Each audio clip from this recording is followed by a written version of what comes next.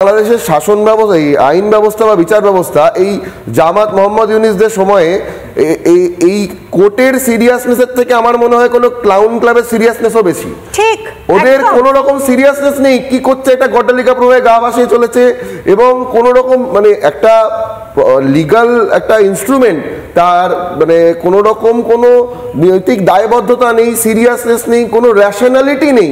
এটা কি চলছে? এটা কোর্ট। আর আপনাকে আরেকটা কথা বলি, এই যে হলফনামা চেয়েছে না, এইটা দেখবেন আরেকটা নতুন ক্লাউন প্রজেক্ট তৈরি হচ্ছে। এই দেখবেন ওই হলফনামায় ওদের সরকার বলে দেবে যে এই যে তন্ময় কৃষ্ণ প্রভু এই নিয়ে যেখানে যেখানে যাচ্ছেন সেখানে সেখানে প্রচুর লোক গ্যাদারিং হচ্ছে, মানুষকে সিমুলেট করছেন, আমাদের কাছে গোয়েন্দা রিপোর্ট আছে। এটা আমি আপনাকে এখানে ভবিষ্যৎবাণী করে দিচ্ছি, আপনি মিলিয়ে নেবেন আমার কথাটা। বলে দেবে যে এইখান থেকে একটা হিন্দুত্ববাদী নাশকতার ছক আছে, মানুষের জানমালের বিপদ আছে, এই জন্য ওনাকে আটকে রাখা হোক।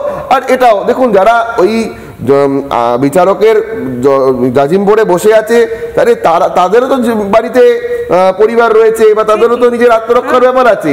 দুটো ফোন করে দিলে তারাও এটা মেনে নেবে, মেনে নিয়ে এই তন্ময় কৃষ্ণ বাবুকে বের করতে দেওয়া হবে না, এবং কেউ কিছু করতে পারবে না, এরকম চলবে যতক্ষণ স্বতঃস্ফূর্ত ভাবে মানুষ তাদের উপর ঝাঁপিয়ে পড়ছে।